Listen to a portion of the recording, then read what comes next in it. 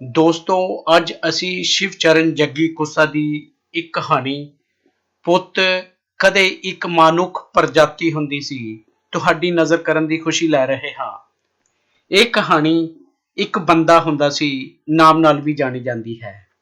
ਭਾਵੇਂ ਇਹ ਕਹਾਣੀ ਕੋਰੋਨਾ ਵਾਇਰਸ ਆਉਣ ਤੋਂ ਪਹਿਲਾਂ ਲਿਖੀ ਗਈ ਸੀ, ਪਰ ਜਦੋਂ ਅਸੀਂ ਇਸ ਨੂੰ ਪੜ੍ਹਦੇ ਹਾਂ ਜਾਂ ਸੁਣਦੇ ਹਾਂ ਤਾਂ ਇੰਝ ਜਾਪਦਾ ਹੈ ਜਿਵੇਂ ਇਹ ਕੋਰੋਨਾ ਵਾਇਰਸ ਆਉਣ ਤੋਂ ਬਾਅਦ ਲਿਖੀ ਗਈ ਹੋਵੇ। ਕਹਾਣੀ ਪੁੱਤ ਕਦੇ ਇੱਕ ਮਨੁੱਖ ਪ੍ਰਜਾਤੀ ਹੁੰਦੀ ਸੀ। ਸਵੇਰ ਦਾ ਵੇਲਾ ਸੀ। ਸਾਫ਼ ਸੁਥਰੀ ਪੌਣ ਰੁਮਕ ਰਹੀ ਸੀ। ਝੀਲ ਦੇ ਪਾਣੀ ਵਾਂਗ ਨਿੱਤਰੇ ਅਸਮਾਨ ਵਿੱਚ ਕੋਈ ਕੋਈ ਬਦਲੀ ਦਾ ਗੋਹੜਾ ਹੱਠਖੇਲੀਆਂ ਕਰ ਰਿਹਾ ਸੀ। ਜੰਗਲ ਵਿੱਚ ਚਾਰੇ ਪਾਸੇ ਹਰਿਆਲੀ ਹੀ ਹਰਿਆਲੀ ਪਸਰੀ ਪਈ ਸੀ। ਦੂਰ ਬਾਗਾਂ ਵਿੱਚ ਮਸਤ ਹੋਈ ਕੋਇਲ ਕੂਕ ਰਹੀ ਸੀ। ਪ੍ਰਕਿਰਤੀ ਵਿੱਚ ਕੁਦਰਤ ਦਾ ਨਾਦ ਵੱਜ ਰਿਹਾ ਸੀ। ਰੁਮਕ ਦੀ ਪੌਣ ਦੀ ਬੰਸਰੀ ਦੀਆਂ ਮਧੁਰ ਧੁਨਾਂ ਸਵਰਗ ਵਰਗੇ ਸ਼ਾਂਤ ਮਾਹੌਲ ਵਿੱਚ ਇਲਾਹੀ ਸੰਗੀਤ ਦੀਆਂ ਤਰੰਗਾਂ ਛੇੜ ਰਹੀਆਂ ਸਨ। ਇੱਕ ਪਾਸੇ ਨਿਰਮਲ ਝਰਨਾ ਮਸਤ ਰਾਗ ਅਲਾਪ ਰਿਹਾ ਸੀ। ਜੰਗਲ ਦਾ ਬਾਦਸ਼ਾਹ ਸ਼ੇਰ ਆਪਣੀ ਰਾਣੀ ਸਮੇਤ ਮਹੱਲ ਤੋਂ ਬਾਹਰ ਨਿਕਲਿਆ ਤਾਂ ਸਾਰੇ ਦਰਬਾਰੀਆਂ ਨੇ ਉਸ ਨੂੰ ਝੁੱਕ ਕੇ ਸਲਾਮ ਕੀਤਾ। ਸਲਾਮ ਮੰਨ ਕੇ ਉਸਨੇ ਚਾਰੇ ਪਾਸੇ ਝਾਤੀ ਮਾਰੀ। ਸਾਫ਼ ਸੁਥਰੀ ਅਤੇ ਨਿਖਰੀ ਕਾਇਨਾਤ ਦੇਖ ਕੇ ਉਸਦਾ ਮਨ ਖਿੜ ਉੱਠਿਆ। ਉਸਨੇ ਸੂਰਜ ਦੇਵਤਾ ਵੱਲ ਦੇਖ ਕੇ ਨਮਸਕਾਰ ਕੀਤੀ। ਫਿਰ ਉਸਨੇ ਪੂਰੀਆਂ ਨਾਸਾਂ ਖੋਲ ਕੇ ਲੰਬਾ ਸਾਹ ਲਿਆ। ਚੰਦਨ ਵਰਗੀ ਸੁਗੰਧੀ ਨਾਲ ਜਿਵੇਂ ਉਸਦਾ ਅੰਦਰ ਮਹਿਕ ਉੱਠਿਆ ਸੀ। ਆਨੰਦ ਨਾਲ ਉਸਦੀ ਜੱਤ ਤਣ ਗਈ ਅਤੇ ਪੂਛ ਨੇ ਬੁਲਾ ਖਾਧਾ।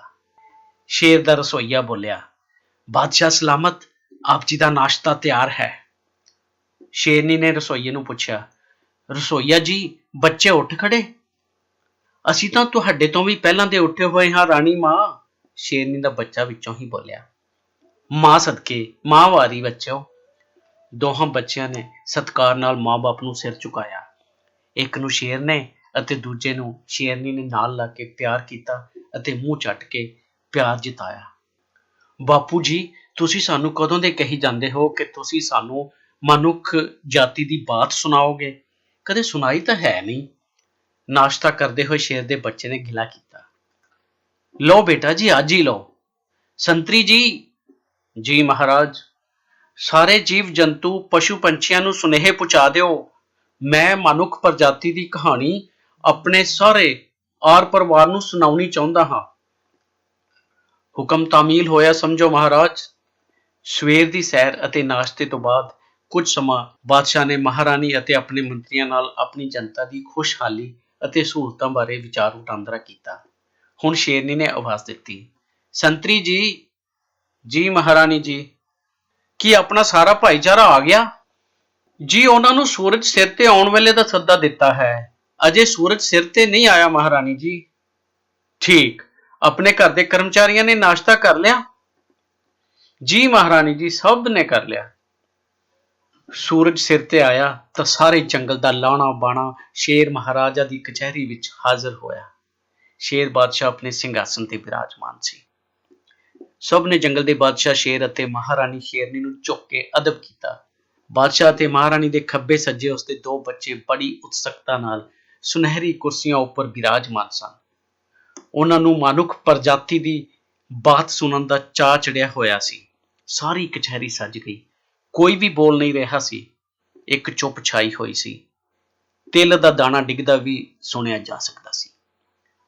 ਸ਼ੇਰ ਬੋਲਿਆ, ਮੇਰੇ ਪਿਆਰੇ ਜੰਗਲ ਵਾਸੀਓ, ਸਭ ਤੋਂ ਪਹਿਲਾਂ ਤਾਂ ਤੁਸੀਂ ਸਾਡੇ ਯਾਦ ਕਰਨ ਤੇ ਹਾਜ਼ਰ ਹੋਏ, ਇਸ ਲਈ ਮੈਂ ਹਾਰਦਿਕ ਧੰਨਵਾਦ ਕਰਦਾ ਹਾਂ। ਇਹ ਤਾਂ ਸਾਡੇ ਧੰਨ ਭਾਗ ਨੇ ਬਾਦਸ਼ਾਹ ਸਲਾਮਤ, ਆਪ ਜੀ ਨੇ ਸਾਨੂੰ ਯਾਦ ਕੀਤਾ। ਭਾਈਚਾਰੇ ਦਾ ਮੁਖੀ ਖੜਾ ਹੋ ਕੇ ਬੋਲਿਆ, ਤੁਹਾਡੇ ਹੁਕਮਾਂ ਤੇ ਫੁੱਲ ਚੜਾਉਣਾ ਸਾਡਾ ਮੁੱਢਲਾ ਫਰਜ਼ ਹੈ ਮਹਾਰਾਜ। ਸ਼ੇਰ ਨੇ ਆਪਣੀ ਗੱਲ ਜਾਰੀ ਰੱਖੀ।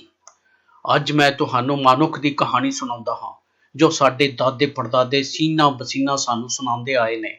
ਅਗਰ ਮਨੁੱਖ ਬਾਰੇ ਸਾਡੇ ਭਾਈਚਾਰੇ ਵਿੱਚੋਂ ਕਿਸੇ ਨੇ ਵੀ ਕੁਝ ਆਪਣੇ ਬਜ਼ੁਰਗਾਂ ਤੋਂ ਸੁਣਿਆ ਹੋਵੇ ਤਾਂ ਕਿਰਪਾ ਕਰਕੇ ਜ਼ਰੂਰ ਸਾਂਝਾ ਕਰੇ, ਤਾਂ ਕਿ ਸਾਡੇ ਭਾਈਚਾਰੇ ਦੇ ਗਿਆਨ ਵਿੱਚ ਵਾਧਾ ਹੋ ਸਕੇ।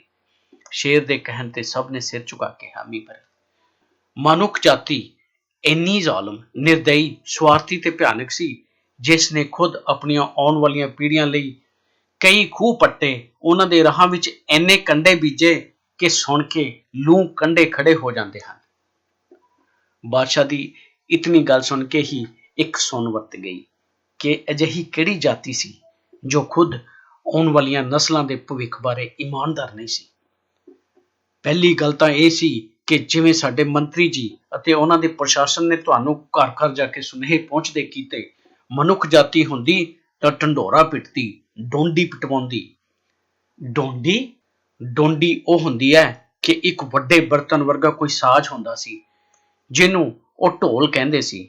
ਉਹਨੂੰ ਗਲੀ ਗਲੀ ਮੁਹੱਲੇ ਮੁਹੱਲੇ ਕੁੱਟ ਕੇ ਉੱਚੀ ਉੱਚੀ ਰੌਲਾ ਪਾ ਕੇ ਹੁੱਕਾ ਦਿੱਤਾ ਜਾਂਦਾ ਸੀ, ਤਾਂ ਜਾ ਕੇ ਕੋਈ ਸੁਨੇਹਾ ਲੋਕਾਂ ਤੱਕ ਪਹੁੰਚਦਾ ਸੀ। ਫਿਰ ਸਮਾਂ ਪਾ ਕੇ ਸਪੀਕਰ ਆ ਗਏ, ਫਿਰ ਹਰ ਗੱਲ ਸਪੀਕਰ ਤੇ ਵਾਰ-ਵਾਰ ਦੁਹਰਾ ਕੇ ਹੋਕਾ ਦਿੱਤਾ ਜਾਂਦਾ ਸੀ। ਸ਼ੇਰ ਦਾ ਮਾਸੂਮ ਬੱਚਾ ਵਿੱਚੋਂ ਹੀ ਬੋਲਿਆ, ਉਸ ਪ੍ਰਜਾਤੀ ਨੂੰ ਉੱਚਾ ਸੁਣਦਾ ਹੋਊ ਬਾਪੂ ਜੀ। ਕਾਹਨੂੰ ਪੁੱਤ, ਸੁਣਦਾ ਤਾਂ ਆਪਣੇ ਵਾਂਗ ਹੀ ਸੀ। ਢੀਠਤਾਈ ਤੇ ਮਾੜੀ ਆਦਤ, ਇਹ ਦੋਨੋਂ ਹੀ ਬਹੁਤ ਖਰਾਬ ਹੁੰਦੀਆਂ ਨੇ। ਹੋਰ ਤਾਂ ਹੋਰ, ਜਿਵੇਂ ਆਪਾਂ ਟਿਕ ਕੇ ਬੈਠ ਕੇ ਸੁਣੀ ਜਾ ਰਹੇ ਹਾਂ, ਉਹ ਪ੍ਰਜਾਤੀ ਨਾ ਤਾਂ ਟਿਕ ਕੇ ਬੈਠ ਸਕਦੀ ਸੀ ਤੇ ਨਾ ਹੀ ਟਿਕ ਕੇ ਸੁਣਦੀ ਸੀ।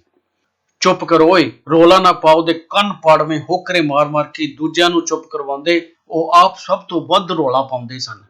ਬਾਕੀ ਗੱਲਾਂ ਛੱਡੋ, ਮਨੁੱਖ ਪ੍ਰਜਾਤੀ ਇੱਕੋ ਇੱਕ ਪ੍ਰਜਾਤੀ ਸੀ ਜੋ ਚੁੱਪ ਦਾ ਦਾਨ ਮੰਗ ਮੰਗ ਕੇ ਗਲਾ ਸੁਕਾ ਲੈਂਦੀ ਸੀ, ਪਰ ਲੋਕ ਚੁੱਪ ਫਿਰ ਵੀ ਨਹੀਂ ਕਰਦੇ ਸੀ। ਕਿਸੇ ਵੀ ਸਭਾ ਸਮਤੀ ਵਿੱਚ ਜਦੋਂ ਵੀ ਉਹ ਇਕੱਠੇ ਹੁੰਦੇ ਤਾਂ ਇੱਕ ਦੂਜੇ ਨੂੰ ਚੁੱਪ ਕਰੋ ਓਏ, ਰੋਲਾ ਨਾ ਪਾਓ ਦੇ ਕੰਨ ਪਾੜਵੇਂ ਹੋਕਰੇ ਮਾਰ ਮਾਰ ਕੇ ਇੱਕ ਦੂਜਿਆਂ ਨੂੰ ਚੁੱਪ ਕਰਾਉਂਦੇ, ਪਰ ਸਭ ਤੋਂ ਵੱਧ ਉਹ ਆਪ ਰੌਲਾ ਪਾਉਂਦੇ ਸੀ। ਬਾਕੀ ਗੱਲਾਂ ਛੱਡੋ, ਇਹ ਮਨੁੱਖ ਜਾਤੀ ਹੀ ਇੱਕੋ ਇੱਕ ਜਾਤੀ ਸੀ ਜੋ ਚੁੱਪ ਦਾ ਦਾਨ ਮੰਗ ਮੰਗ ਕੇ ਆਪਣਾ ਗਲਾ ਸੁਕਾ ਲੈਂਦੀ ਸੀ, ਪਰ ਲੋਕ ਫਿਰ ਵੀ ਚੁੱਪ ਨਹੀਂ ਸੀ ਕਰਦੇ। ਕਿਸੇ ਸੰਕਟ ਦੇ ਮੌਕੇ ਉਹਨਾਂ ਦੇ ਹੁਕਮਰਾਨ ਜੇ ਬਾਹਰ ਨਿਕਲਣ ਵਾਸਤੇ ਮਨਾ ਵੀ ਕਰਦੇ ਸੀ ਤਾਂ ਉਹ ਨਹੀਂ ਸੀ ਮੰਨਦੇ। ਜੇ ਧਾਰਮਿਕ ਆਗੂ ਕੋਈ ਹੁਕਮਨਾਮਾ ਜਾਰੀ ਕਰਦੇ ਤਾਂ ਵੀ ਨਹੀਂ ਸੀ ਮੰਨਦੇ। ਬੜੀ ਜ਼ਿੱਦੀ ਤੇ ਮਛਲੀ ਪ੍ਰਜਾਤੀ ਸੀ। ਦੇਖੋ, ਆਪਣੇ ਚੋਂ ਕੋਈ ਘਾਹ ਖਾਂਦਾ ਤੇ ਕੋਈ ਮਾਸ, ਤੇ ਮਨੁੱਖ ਪ੍ਰਜਾਤੀ ਕੁਛ ਵੀ ਨਹੀਂ ਸੀ ਛੱਡਦੀ। ਘਾਹ ਫੂਲ ਸਲਾਦ ਕਹਿ ਕੇ ਛਕੀ ਜਾਂਦੇ ਸੀ ਤੇ ਮਾਸ ਅਖੇ ਕੋਈ ਬਿਮਾਰੀ ਨਹੀਂ ਲੱਗਣ ਦਿੰਦਾ। ਆਪਾਂ ਕੁੱਕੜ ਦੀ ਬਾਂਗ ਨਾਲ ਉੱਠਦੇ ਹਾਂ ਤੇ ਮਨੁੱਖ ਪ੍ਰਜਾਤੀ ਕੁੱਕੜਾਂ ਨੂੰ ਆਪਸ 'ਚ ਲੜਾ ਲੜਾ ਕੇ ਲਹੂ ਲੁਹਾਨ ਕਰਵਾ ਲੈਂਦੀ ਸੀ। ਕੁੱਤਾ ਉਹਨਾਂ ਦੇ ਵੱਡੇ ਵੱਡੇ ਵਡੇਰਿਆਂ ਵਿੱਚ ਸਭ ਤੋਂ ਵੱਧ ਵਫਾਦਾਰ ਮੰਨਿਆ ਜਾਂਦਾ ਸੀ। ਉਹ ਕੁੱਤਿਆਂ ਦੀਆਂ ਵੀ ਆਪਸ 'ਚ ਲੜਾਈਆਂ ਕਰਵਾਉਣ ਲੱਗ ਪਏ। ਤੇ ਹੋਰ ਸੁਣੋ, ਇਨਾਮ ਜਿੱਤਣ ਵਾਸਤੇ ਬਲਦਾਂ ਦੀਆਂ ਦੌੜਾਂ ਕਰਵਾਉਂਦੇ, ਮਾਰ ਮਾਰ ਛਮਕਾਂ ਤੇ ਲਾ ਕੇ ਤਿੱਖੀਆਂ ਆਰਾਂ ਵਿਚਾਰੇ ਬਲਦਾਂ ਨੂੰ ਮੱਛੀਆਂ ਮਾਸ ਕਰ ਦਿੰਦੇ ਸੀ। ਕਮਾਲ ਹੈ, ਫਿਰ ਤਾਂ ਬੜੀ ਅਜੀਬ ਪ੍ਰਜਾਤੀ ਸੀ, ਬੱਚਾ ਬੋਲਿਆ। ਪਹਿਲਾਂ ਪਹਿਲਾਂ ਆਪਣੇ ਊਠਾਂ, ਬਲਦਾਂ ਤੇ ਹਾਥੀਆਂ ਤੋਂ ਖੇਤਾਂ ਤੇ ਜੰਗਲਾਂ ਵਿੱਚ ਕੰਮ ਲਿਆ ਜਾਂਦਾ ਸੀ। ਉਦੋਂ ਉਹ ਕੁਝ ਸੁਖਾਲੇ ਸੀ, ਪਰ ਫਿਰ ਉਹਨਾਂ ਨੇ ਕੀ ਕੀਤਾ, ਆਪਸ ਵਿੱਚ ਲੜਨ ਲੱਗ ਪਏ ਤੇ ਜਿਹੜੇ ਹਾਥੀ ਘੋੜੇ ਇਹਨਾਂ ਦੇ ਖੇਤਾਂ ਵਿੱਚ ਕੰਮ ਆਉਂਦੇ ਸੀ, ਉਹਨਾਂ ਨੂੰ ਪਿਆ ਕੇ ਨਸ਼ਾ ਜੰਗਾਂ ਯੁੱਧਾਂ ਵਿੱਚ ਵਰਤਣ ਲੱਗ ਪਏ। ਸਾਡਾ ਸ਼ੇਰਾਂ ਦਾ ਕਬੀਲਾ ਅੱਗ ਤੋਂ ਕਿੰਨਾ ਡਰਦਾ ਹੈ, ਤੇ ਇਸ ਬੰਦੇ ਨੇ ਸਾਡੇ ਦਾਦੇ ਪੜਦਾਦਿਆਂ ਨੂੰ ਸਰਕਸਾਂ ਦੇ ਵਿੱਚ ਅੱਗ ਦੇ ਗੋਲਿਆਂ ਵਿੱਚ ਦੀ ਟਪਾਉਣਾ ਸ਼ੁਰੂ ਕਰ ਦਿੱਤਾ। ਤੇ ਸਾਡੇ ਬਜ਼ੁਰਗ ਚੁੱਪਚਾਪ ਟੱਪੀ ਗਏ, ਬੱਚੇ ਨੇ ਪੁੱਛਿਆ। ਉਹਨਾਂ ਕੋਈ ਵਿਦਰੋਹ ਨਹੀਂ ਕੀਤਾ? ਤੈਨੂੰ ਦੱਸਿਆ ਤਾਂ ਹੈ ਪੁੱਤ, ਇਹ ਮਨੁੱਖ ਜਾਤੀ ਬੜੀ ਰਹਿਮ ਸੀ। ਜੇ ਆਪਣੇ ਪਿਓ ਦਾਦੇ ਅੱਗ ਵਿੱਚ ਦੀ ਨਾ ਟੱਪਦੇ ਤਾਂ ਇਹ ਉਹਨਾਂ ਨੂੰ ਭੁੱਖਾ ਰੱਖਦੇ, ਛਾਂਟੇ ਮਾਰਦੇ, ਤਸੀਹੇ ਦਿੰਦੇ, ਬਿਜਲੀਆਂ ਲਾਉਂਦੇ। ਬਿਜਲੀ? ਹਾਂ, ਇੱਕ ਬਿਜਲੀ ਹੁੰਦੀ ਦੱਸਦੇ ਸੀ, ਉਹਦੇ ਵਿੱਚ ਛਾਟ ਕਹਿੰਦੇ ਸੀ, ਛਾਟ 100 ਛਾਟੇ ਜਿੰਨੀ ਤਕਲੀਫ ਦਿੰਦੀ ਸੀ ਉਹ। ਡਰਦਾ ਕੀ ਨਾ ਕਰਦਾ ਪੁੱਤ, ਮਜਬੂਰੀ ਦਾ ਨਾਮ ਮਾਸੀ ਹੁੰਦਾ ਹੈ। ਸ਼ੇਰ ਦੇ ਸੱਚਾਈ ਦੱਸਣ ਤੇ ਸਭ ਨੇ ਇੱਕ ਹਉਕਾ ਜਿਹਾ ਲਿਆ। ਕਈ ਜਾਨਵਰ ਅੰਦਰੋਂ ਵਿਦਰੋਹ ਦਾ ਉਬਾਲਾ ਵੀ ਖਾ ਉੱਠੇ, ਪਰ ਬਾਦਸ਼ਾਹ ਨੇ ਆਪਣੀ ਗੱਲ ਨੂੰ ਜਾਰੀ ਰੱਖਦੇ ਹੋਏ ਕਿਹਾ, ਇਹਨਾਂ ਦਾ ਇੱਕ ਤਿਉਹਾਰ ਆਉਂਦਾ ਸੀ, ਦੀਵਾਲੀ, ਤੇ ਇੱਕ ਆਉਂਦਾ ਸੀ ਨਵਾਂ ਸਾਲ।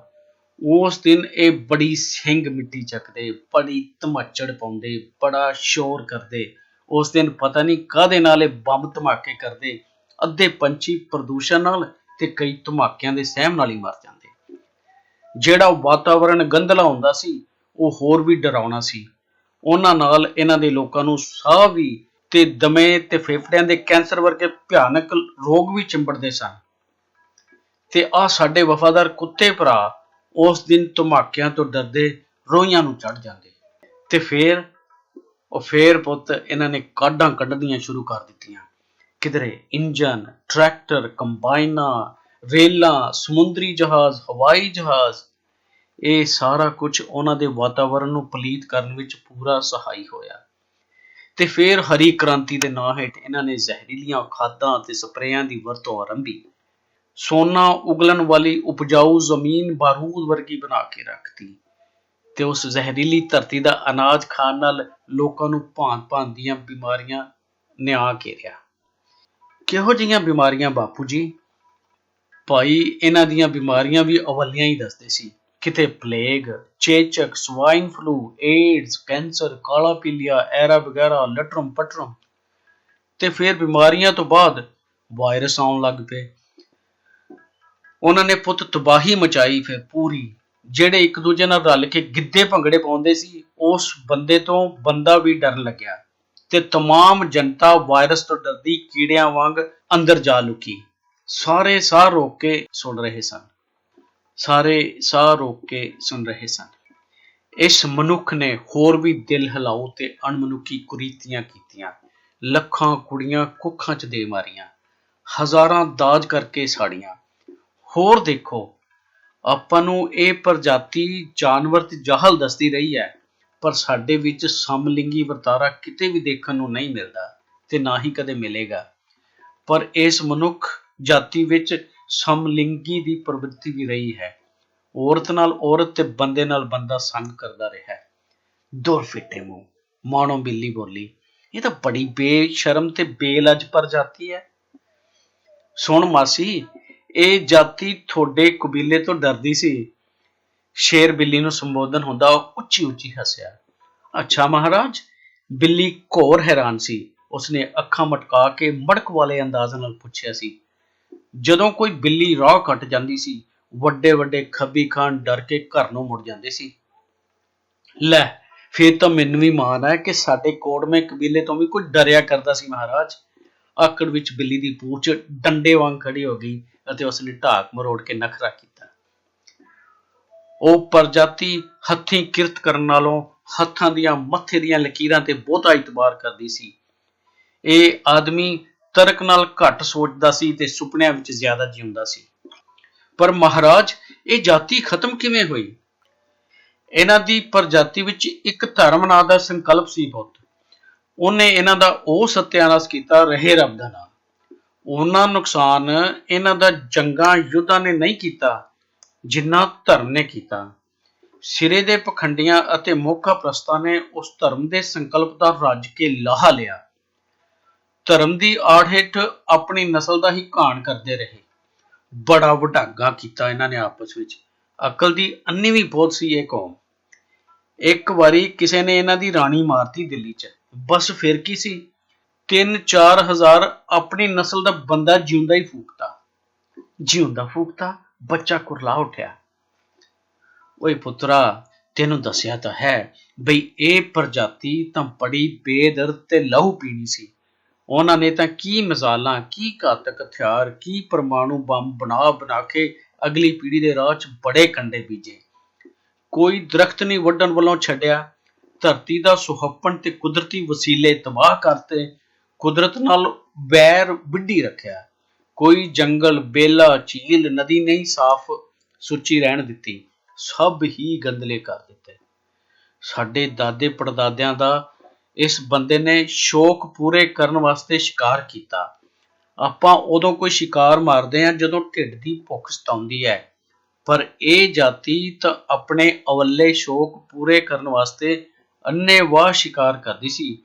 ਕੀ ਸ਼ੇਰ, ਕੀ ਸੱਪ ਤੇ ਕੀ ਹੋਰ ਜਾਨਵਰ ਮਾਰ ਮਾਰ ਕੇ ਆਪਣੇ ਤਨ ਸਜਾਉਣ ਵਾਸਤੇ ਉਹਨਾਂ ਦੀਆਂ ਖੱਲਾਂ ਲਾਉਂਦੀ ਤੇ ਵਪਾਰ ਕਰਦੀ। ਆਖਰ ਇਹਨਾਂ ਦਾ ਅੰਤ ਕਿਵੇਂ ਹੋਇਆ ਬਾਪੂ ਜੀ? ਵਹਿਮ ਭਰਮ ਤੇ ਅੰਨੀ ਸ਼ਰਧਾ, ਅੰਨਾ ਆਗੂ, ਪੁੱਤਰ ਮੂਰਖ, ਪਰਜਾ, ਪਿਛਲੱਗ ਲਾਣਾ, ਇਹ ਅਵੇਸਲਾਪਨ, ਲਾਪਰਵਾਹੀ ਤੇ ਵਿਸ਼ਵਾਸਘਾਤ ਬੜੀਆਂ ਖਤਰਨਾਕ ਤੇ ਘਾਤਕ ਚੀਜ਼ਾਂ ਨੇ। ਇਹ ਨਿਰੀ ਤਬਾਹੀ ਹੈ। ਪੁੱਤ, ਜਦੋਂ ਕੋਈ ਆਪਣੇ ਵੱਡੇ ਵਡੇਰਿਆਂ, ਦੇਵੀ ਦੇਵਤਿਆਂ ਅਤੇ ਪੀਰਾਂ ਫਕੀਰਾਂ ਦੀਆਂ ਗੱਲਾਂ ਨਾ ਮੰਨੇ ਤੇ ਗੰਗਾ ਗੇ ਗੰਗਾ ਰਾਮ, ਜਮਨਾ ਗੇ ਜਮਨਾ ਦਾਸ ਵਰਗੇ ਪ੍ਰਚਾਰਕਾਂ ਮਗਰ ਅੰਨ੍ਹੇਵਾਹ ਲੱਗ ਤੁਰੇ, ਆਪਣੇ ਰਹਿਬਰਾਂ ਦੇ ਉਪਦੇਸ਼ ਦੇ ਬਿਲਕੁਲ ਉਲਟ ਚੱਲੇ, ਉਦੋਂ ਬੰਦੇ ਦਾ ਅੰਤ ਆਉਂਦਾ ਹੈ, ਅੰਤ, ਤੇ ਅੰਤ ਹੁੰਦਾ ਵੀ ਭੈੜਾ ਹੈ। ਇਹਨਾਂ ਨੇ ਕਾਦਰ ਦੀ ਕੁਦਰਤ ਅਤੇ ਕੁਦਰਤੀ ਵਸੀਲਿਆਂ ਨਾਲ ਮੁਹੱਬਤ ਛੱਡ ਕੇ ਮਸ਼ੀਨਰੀ ਅਤੇ ਕੰਪਿਊਟਰ ਯੁੱਗ ਨਾਲ ਪ੍ਰੇਮ ਪਾ ਲਿਆ। ਇੱਕ ਉਦੋਂ ਕਹਿੰਦੇ ਹੁੰਦੇ ਸੀ ਮੋਬਾਈਲ ਫੋਨ ਆਏ ਸੀ। ਉਹ ਕੀ ਸੀ ਬਾਪੂ? ਕੋਈ ਦੂਰੋਂ ਗੱਲ ਕਰਨ ਵਾਲਾ ਵਿਕਲਪ ਜਿਹਾ ਹੁੰਦਾ ਸੀ, ਜਿਹਦੇ ਵਿੱਚ ਮੂਰਤ ਵੀ ਦਿਸਦੀ ਸੀ। ਕਹਿੰਦੇ ਸਾਰਾ ਟੱਬਰ ਉਹਦੇ ਵਿੱਚ ਹੀ ਸਿਰ ਵਸਾਈ ਬੈਠਾ ਰਹਿੰਦਾ ਸੀ। ਜਿਵੇਂ ਹੁਣ ਆਪਾਂ ਬੈਠੇ ਗੱਲਾਂ ਕਰਦੇ ਆ ਨਾ, ਮੈਨੂੰ ਉਮੀਦ ਹੈ ਬਈ ਹਫ਼ਤੇ ਵਿੱਚ ਵੀ ਇਹ ਇੰਨੀਆਂ ਗੱਲਾਂ ਆਪਸ 'ਚ ਨਹੀਂ ਕਰਦੇ ਹੋਣੇ। ਆਪਣੀਆਂ ਨਿਰਮਲ ਨਦੀਆਂ ਵਿੱਚ ਫੈਕਟਰੀਆਂ ਦਾ ਜ਼ਹਿਰੀਲਾ ਪਾਣੀ ਪਾਉਣਾ, ਜੰਗਲਾਂ ਦੇ ਜੰਗਲ ਤਬਾਹ ਕਰ ਦੇਣੇ, ਪਰਾਲੀ ਫੂਕ ਫੂਕ ਕੇ ਵਾਤਾਵਰਣ ਪ੍ਰਦੂਸ਼ਿਤ ਕਰਕੇ ਇਸ ਜਾਤੀ ਨੇ ਆਪਣੀਆਂ ਅਗਲੀਆਂ ਪੀੜ੍ਹੀਆਂ ਦੇ ਸੁਨਹਿਰੇ ਭਵਿੱਖ ਨੂੰ ਲਾਂਭੂ ਲਾਇਆ, ਤੇ ਇਹਨਾਂ ਦੇ ਹੁਕਮਰਾਨ ਤਮਾਸ਼ਬੀਨ ਬਣ ਕੇ ਦੇਖਦੇ ਰਹੇ। ਤੇ ਬਾਪੂ, ਨਵੀਂ ਪੀੜ੍ਹੀ ਨੇ ਇਹਨਾਂ ਨੂੰ ਰੋਕਿਆ ਨਹੀਂ। ਪੁੱਤ, ਇਹਨਾਂ ਦੇ ਹੁਕਮਰਾਨ ਵੀ ਭ੍ਰਸ਼ਟ ਤੇ ਬੇਈਮਾਨ ਸੀ। ਇਮਾਨਦਾਰੀ ਤਾਂ ਬੰਦੇ ਦੇ ਨੇੜੇ ਤੇੜੇ ਨਹੀਂ ਸੀ। ਨਵੀਂ ਪੀੜ੍ਹੀ ਨੂੰ ਸ਼ੌਕੀਨ, ਐਸ਼ੀ ਪੱਠੇ ਤੇ ਬੇਗੈਰਤ ਬਣਾਉਣ ਵਾਸਤੇ ਨਵੀਆਂ ਸ਼ਰਾਬਾਂ ਤੇ ਨਵੇਂ ਨਸ਼ੇ ਉਪਲਬਧ ਕਰਵਾਏ ਗਏ।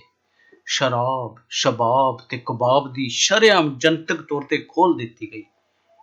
ਕਦੇ ਉਹਨਾਂ ਨੂੰ ਅੱਤਵਾਦੀ ਕਹਿ ਕੇ ਮਾਰਦੇ ਰਹੇ ਤੇ ਕਦੇ ਖੁਦ ਨਸ਼ੇ ਦੇ ਸੌਦਾਗਰ ਬਣਾ ਕੇ ਨੌਜਵਾਨਾਂ ਨੂੰ ਨਸ਼ਿਆਂ ਦੀ ਦਲਦਲ ਵਿੱਚ ਧੱਕਦੇ ਰਹੇ। ਉਹਨਾਂ ਨੂੰ ਰੁਜ਼ਗਾਰ ਦੇਣ ਬਾਰੇ ਤਾਂ ਕਿਸੇ ਹੁਕਮਰਾਨ ਨੇ ਕਦੇ ਸੋਚਿਆ ਹੀ ਨਾ। ਉਹਨਾਂ ਨੂੰ ਮਾਰਨ ਜਾਂ ਦਿਸ਼ਾਹੀਨ ਕਰਨ ਵਾਸਤੇ ਅਰਬਾਂ ਖਰਬਾਂ ਦਾ ਸਰਮਾਇਆ ਖਰਚਦੇ ਰਹੇ। ਨਸ਼ੇ 'ਚ ਗਰਕ ਹੋਈ ਨਵੀਂ ਪੀੜ੍ਹੀ ਨੇ ਕੀ ਸੋਚਣਾ ਸੀ ਤੇ ਕੀ ਕਰਨਾ ਸੀ। ਜਿੱਥੇ ਆਪਾਂ ਹੁਣ ਬੈਠੇ ਹਾਂ, ਇਹ ਪੰਜਾਬ ਦੀ ਧਰਤੀ ਸੀ ਬੜੀ ਉਪਜਾਊ ਤੇ ਸੋਨੇ ਵਰਗੀ ਧਰਤੀ। ਇੱਥੋਂ ਦੇ ਲੋਕ ਇੰਨੇ ਭੋਲੇ, ਲਾਈ ਲੱਗ ਤੇ ਲਕੀਰ ਦੇ ਫਕੀਰ ਸੀ ਕਿ ਠੱਗ ਸਿਆਸਤਦਾਨਾਂ ਨੂੰ 3-3 ਪੀੜ੍ਹੀਆਂ ਵੋਟਾਂ ਪਾ ਕੇ ਜਿਤਾਉਂਦੇ ਰਹੇ। ਨਾਲੇ ਪਤਾ ਸੀ ਬਈ ਸਾਨੂੰ ਵੱਢਣ ਵਾਲੇ ਕੁਹਾੜੇ ਦਾ ਦਸਤਾ ਇਹੀ ਆਗੂ ਬਣਦੇ ਨੇ। ਇਸ ਸੂਬੇ ਦੇ ਨੌਜਵਾਨ ਜਾਂ ਤਾਂ ਮਾਰ ਦਿੱਤੇ ਜਾਂ ਜੇਲ੍ਹੀਂ ਡੱਕ ਦਿੱਤੇ ਤੇ ਜਾਂ ਕੁਲਹਿਣੇ ਤਰੀਕੇ ਵਰਤ ਕੇ ਨਸ਼ਿਆਂ ਤੇ ਅਯਾਸ਼ੀ ਵਿੱਚ ਮਸਤ ਕਰ ਦਿੱਤੇ।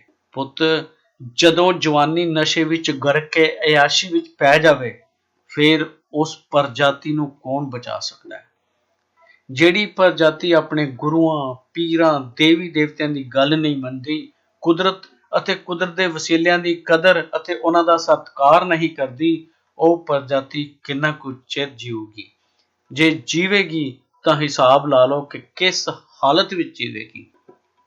ਬਾਪੂ ਜੀ, ਉਹ ਪ੍ਰਜਾਤੀ ਹੁਣ ਵੀ ਕਦੇ ਆਊਗੀ? ਇਹੋ ਜੀ ਪ੍ਰਜਾਤੀ ਤੋਂ ਬਿਨਾਂ ਕੀ ਥੋੜਿਆ ਪਿਆ? ਇਹੋ ਜੀ ਤਾਂ ਨਾ ਹੀ ਆਏ। ਬਿੱਲੀ ਮਾਸੀ ਨਿਰਾਸ਼ਾ ਵਿੱਚ ਸਿਰ ਫੇਰੀ ਜਾ ਰਹੀ ਸੀ। ਬਿੱਲੀ ਦੀ ਗੱਲ ਸੁਣ ਕੇ ਬਾਂਦਰ ਉੱਚੀ ਉੱਚੀ ਹੱਸਿਆ। ਕਹਿੰਦੇ ਉਸ ਪ੍ਰਜਾਤੀ ਦਾ ਬੰਦਾ ਬਾਂਦਰ ਤੋਂ ਬਣਿਆ ਸੀ। ਇੱਕ ਪੰਛੀ ਨੇ ਗੱਲ ਸਾਂਝੀ ਕੀਤੀ। ਕੀ ਇਹ ਗੱਲ ਸਹੀ ਹੈ ਮਹਾਰਾਜ? ਬਿੱਲੀ ਦੇ ਕੰਨ ਖੜੇ ਹੋ ਗਏ। ਬਾਦਸ਼ਾਹ ਬੋਲਿਆ, ਕਹਿੰਦੇ ਤਾਂ ਇਉਂ ਹੀ ਹੈ। ਫੇਰ ਤਾਂ ਅੱਜ ਵਾਲੇ ਬਾਂਦਰ ਵੀ ਕਦੇ ਨਾ ਕਦੇ ਬੰਦੇ ਬਣਨਗੇ ਮਹਾਰਾਜ। ਬਈ ਪਤਾ ਨਹੀਂ, ਕੁਝ ਕਹਿ ਨਹੀਂ ਸਕਦੇ, ਇਹ ਤਾਂ ਰੱਬ ਹੀ ਜਾਣੇ। ਬਿੱਲੀ ਵੱਲ ਤਿਰਛਾ ਝਾਕ ਕੇ ਬਾਂਦਰ ਬੋਲਿਆ, ਅਸੀਂ ਤਾਂ ਬਾਂਦਰ ਹੀ ਰਹੀਏ ਭਾਈ, ਅਸੀਂ ਨਹੀਂ ਬੰਦੇ ਬਣਨਾ। ਹੁਣ ਬਾਂਦਰੀ ਅੱਖਾਂ ਭਰ ਕੇ ਬੋਲੀ, ਸਾਥੋਂ ਨਹੀਂ ਇੰਨੇ ਪਾਪ ਹੋਣੇ ਤੇ ਨਾ ਹੀ ਸਾਥੋਂ ਉਹਨਾਂ ਜਿੰਨੇ ਬੇਕਿਰਕ ਤੇ ਕਸਾਈ ਬਣਿਆ ਜਾਣਾ ਹੈ। ਅਸੀਂ ਤਾਂ ਆਪਣੇ ਬੱਚਿਆਂ ਦੀ ਖਾਤਰ ਜਾਨ ਹੂਲ ਦਈਏ। ਸਾਡੇ ਬਾਰੇ ਤਾਂ ਇਹ ਗੱਲ ਮਸ਼ਹੂਰ ਹੈ ਵੀ ਅਸੀਂ ਤਾਂ ਆਪਣਾ ਮਰਿਆ ਬੱਚਾ ਵੀ 1.25 ਮਹੀਨੇ ਗਲੋਂ ਨਹੀਂ ਲਾਉਂਦੇ। ਜਿਉਂਦਿਆਂ ਨਾਲ ਤਾਂ ਅਸੀਂ ਕੀ ਗਦਾਰੀ ਕਰਨੀ ਸੀ। ਅਸੀਂ ਤਾਂ ਨਹੀਂ ਕਿਸੇ ਸਵਾਰਥ ਵਾਸਤੇ ਆਪਣੇ ਜਵਾਕਾਂ ਦੀ ਰੰਗੀਨ ਜ਼ਿੰਦਗੀ ਨਰਕ ਬਣਾ ਸਕਦੇ। ਬਾਦਸ਼ਾਹ ਸਲਾਮਤ, ਸਾਨੂੰ ਤਾਂ ਆਪਣੇ ਰਾਜ ਵਿੱਚ ਹੀ ਨਿਵਾਜੀ ਰੱਖੋ। ਫਿਰ ਸ਼ੇਰ ਨੇ ਐਲਾਨ ਕੀਤਾ, ਅੱਜ ਸਾਰੇ ਭੈਣਾਂ ਭਰਾਵਾਂ ਨੂੰ ਮੇਰੇ ਵੱਲੋਂ ਦਾਵਤ ਹੈ। ਆਥਣ ਦਾ ਖਾਣਾ ਆਪਾਂ ਸਾਰੇ ਇਕੱਠੇ ਹੀ ਖਾਵਾਂਗੇ। ਦੀਵੇ ਬਲਦੇ ਸਾਰੀ ਤਸ਼ਰੀਫ ਲਿਆਇਓ। ਨਾਲੇ ਖਾਣਾ ਖਾਵਾਂਗੇ ਤੇ ਨਾਲੇ ਸਾਰੇ ਜੰਗਲ ਵਾਸੀ ਰਲ ਮਿਲ ਕੇ ਭੰਗੜੇ ਪਾਵਾਂਗੇ। ਹੁਣ ਸਾਰੇ ਅਦਬ ਨਾਲ ਉੱਠੇ ਅਤੇ ਜੈ ਜੈਕਾਰ ਕਰਦੇ ਹੋਏ ਸਿਰ ਝੁਕਾ ਕੇ ਆਪਣੇ ਰਾਹੇ ਪੈ ਗਏ। ਰਾਤ ਨੂੰ ਜੰਗਲ ਵਿੱਚ ਮੰਗਲ ਲੱਗਿਆ ਪਿਆ ਸੀ। ਧੰਨਵਾਦ।